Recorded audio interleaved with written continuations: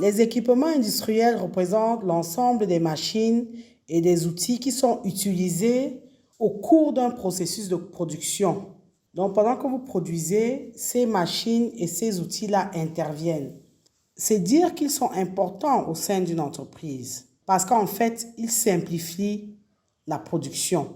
Ces outillages industriels vont accomplir différentes tâches. Par exemple, conditionner, découper, broyer, assembler, percer, peser, façonner, déshydrater, etc., etc., en fonction donc des besoins de votre organisation. Il faut donc savoir que l'achat d'une machine industrielle, l'achat de ces outils industriels-là constitue un investissement. Et un investissement en général important parce que ça coûte de l'argent. Ces machines sont onéreuses. Il est donc très important de ne pas se planter et de faire le bon choix. Les équipements industriels jouent un rôle capital dans le processus de production. Les outils que vous allez choisir auront un impact sur la performance de votre chaîne de production. Il est donc important d'opter pour des matériels qui sont adaptés et qui vont vous garantir un rythme de production en phase avec vos objectifs. In fine, en vous équipant, votre entreprise va devenir beaucoup plus performante et vous devez donc au final accomplir plus facilement votre activité. Il faut savoir que le choix d'un équipement industriel va varier en fonction de votre activité, du nombre de personnel que vous avez, de leur profil, de vos objectifs industriels, etc., etc. Donc, il y a ainsi donc une multitude de critères qui vont avoir un impact sur le choix de votre équipement industriel. Un bon matériel industriel va donc vous permettre d'améliorer votre productivité, votre performance et la compétitivité de votre entreprise. En effet, la production va devenir plus importante grâce à l'usage des équipements industriels. Et il faut savoir que les avantages que vous avez à vous équiper sont les suivants. Vous allez gagner du temps. Vous allez éviter de gaspiller de l'énergie.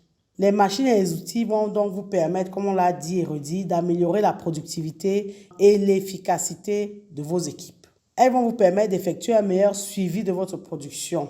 Elles vont vous garantir une excellente réactivité et les bonnes machines vont vous permettre de réduire les risques d'accidents de travail.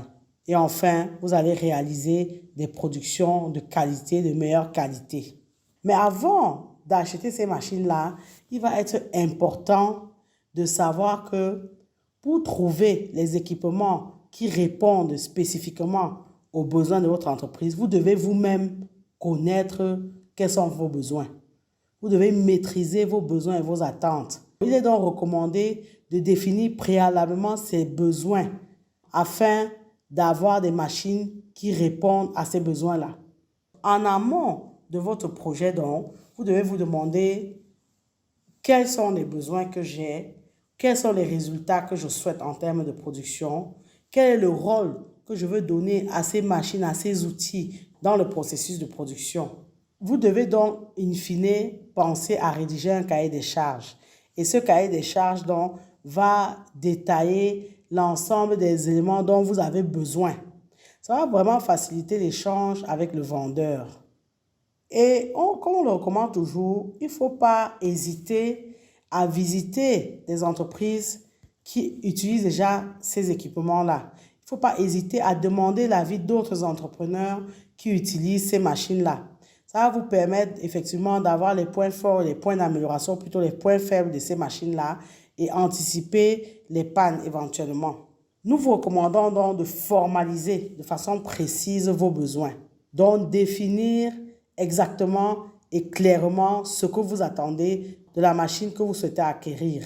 Donc quand vous allez acheter la machine, qu'elle soit neuve ou d'occasion, vous allez vous présenter donc au vendeur avec ce cahier des charges-là qui est précis et concis et il va vous aider à avoir une machine qui répond à votre besoin. Dans le cahier des charges, vous devez avoir donc non seulement les exigences fonctionnelles que vous attendez, mais également les exigences techniques. Pensez à détailler donc dans votre cahier des charges, dans l'objectif visé par l'acquisition de cette machine. Qu'est-ce que vous voulez exactement faire? Quelle est la fonction que vous voulez remplir? Pensez effectivement à préciser l'alimentation de la fourniture, c'est-à-dire que vous devez faire connaître aux constructeurs dans les caractéristiques des produits qui vont passer sur les machines. Vous devez lui préciser les conditions de production, quels sont les lots que vous allez mettre, la taille des lots, les cadences, la qualification des opérateurs que vous avez, leur nombre, la fréquence d'alimentation, etc., etc. En sortie de machine, qu'est-ce que vous avez comme déchets? Donc, identifiez donc les déchets prévisibles et dites-le au vendeur. Précisez vos conditions financières. Insistez également dans le cahier des charges à ce qu'on vous remette une documentation associée. Ça, vraiment, c'est une exigence. N'achetez pas les machines si elles ne sont pas accompagnées d'un manuel utilisateur. Parce que ça également, quand vous ne le précisez pas, le vendeur estime qu'il n'est pas tenu de vous le remettre. Le cahier des charges est un outil très important quand vous voulez acheter une machine. Nous sommes conscients qu'il n'est pas évident de rédiger un cahier des charges, vraiment, surtout pour l'achat des machines industrielles. Ça demande certaines compétences. N'hésitez pas à vous faire accompagner. Il existe des cabinets spécialisés dont c'est le métier, dont c'est le travail. Et ces entreprises vont vous aider donc à rédiger un cahier qui est conforme. Ayez en tête que pour mieux répondre à votre besoin, les concepteurs des machines peuvent donc vous demander certaines précisions sur les cas particuliers. Ils peuvent même se permettre d'émettre d'autres suggestions, d'autres propositions par rapport à ce que vous avez rédigé. Pensez également dans votre cahier des charges à évoquer les aspects garantis.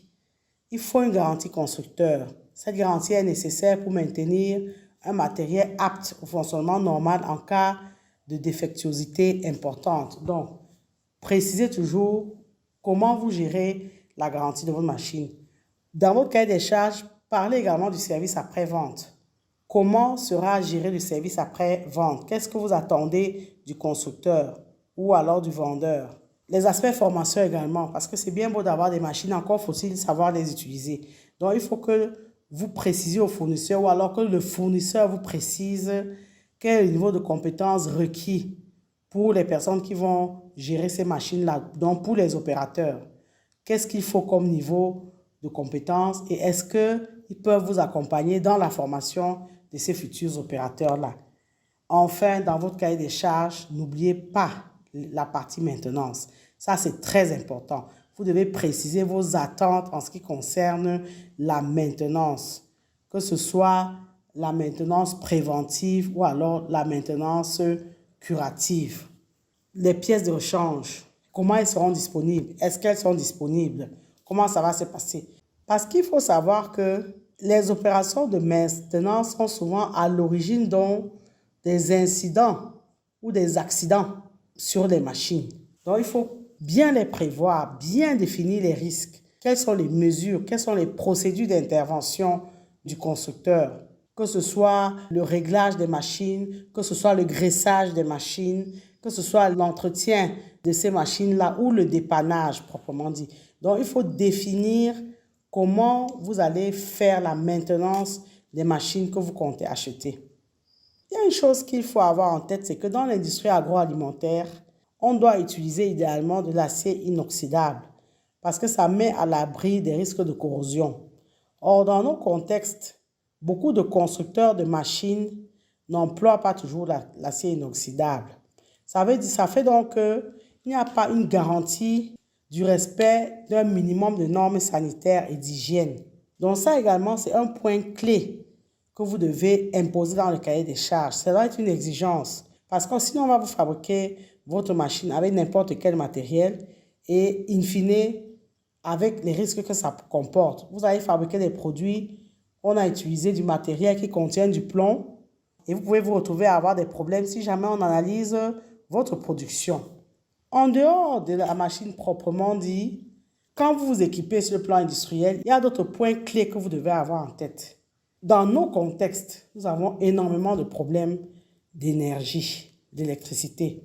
Donc, l'énergie et en particulier l'électricité, c'est un facteur clé quand vous souhaitez industrialiser, quand vous souhaitez mécaniser votre production, quand vous souhaitez faire de l'industrie. Et on sait que c'est un talon d'Achille dans nos environnements. C'est un des plus grands problèmes quand on veut faire de l'industrie en Afrique. C'est vraiment le point faible. La fourniture d'électricité est peu fiable. Les coupures sont fréquentes, sont courantes, particulièrement en Afrique subsaharienne. Et ceci, bien entendu, a un impact sur la production industrielle. Donc, avant d'acheter vos équipements agro-industriels ou vos machines ou vos outils, vous devez intégrer des solutions annexes. Ça veut dire que vous devez investir dans les groupes électrogènes qui peuvent prendre le relais en cas de coupure électrique. Vous devez voir effectivement comment protéger vos machines des risques de coupure et de reprise électrique. Forcément, tout ceci aura un coût. Donc, ça va augmenter le coût de vos machines. Pensez au régulateur de tension parce que quand vous êtes connecté au réseau électrique, les équipements sont confrontés soit aux baisses de tension, soit au risque de surtension de courant. Et ça, forcément, ça aura un impact sur les machines. Donc, tout ça là, il faut envisager ça dès le départ et en parler d'ailleurs avec vos fournisseurs. L'eau également est un facteur limitant. Tout comme pour l'électricité, les coupures d'eau sont courantes. Et dans l'agro-industrie, effectivement, les machines travaillent avec de l'eau. Les machines fonctionnent avec de l'eau. Il faut donc penser aux solutions pouvant permettre d'assurer l'approvisionnement continu en eau afin de garantir la continuité de la production. Donc, si vous avez un équipement de production et que le manque d'eau est un facteur limitant à son fonctionnement, vraiment, c'est un problème. Cet équipement-là ne vous sert à rien. Autant donc réfléchir en amont, prévoir éventuellement un forage, la construction des châteaux d'eau, l'achat des cubiténaires, etc. Prévoir des solutions pour approvisionner vos machines en eau, pour celles qui fonctionnent avec de l'eau. Nous vous recommandons de disposer d'un plan d'urgence en cas de panne, donc d'une solution de backup. Parce qu'il est difficile, voire impossible, de remplacer toujours rapidement les pièces complexes. Quelquefois, ça va demander du temps parce que certains équipements sont fabriqués sur mesure et vont demander donc des délais de production. Ce qui fait donc qu'il peut s'écouler plusieurs semaines, voire mois, voire même années avant que votre fournisseur ne puisse vous fabriquer de nouvelles pièces. Et ce serait dommage que votre production, que votre entreprise s'arrête. Surtout si vous vous êtes adressé à un fabricant étranger. Là, vous devez vraiment être conscient que le délai sera encore un peu plus long. Il est donc impératif que pendant le temps d'arrêt de la machine, que vous soyez capable de continuer à produire. C'est pourquoi il faut toujours réfléchir à un plan de secours, à un plan de backup qui va vous permettre d'assurer le fonctionnement de l'entreprise malgré que la machine est en panne. Prenez le temps de réfléchir aux conditions de fonctionnement en mode dégradé. Quand la machine ne fonctionne pas ou quand une partie de votre ligne de production ne fonctionne pas, comment allez-vous procéder? En mode dégradé, comment allez-vous fonctionner? Donc vraiment, pensez-y, réfléchissez-y. N'hésitez pas à explorer les pistes de machines d'occasion.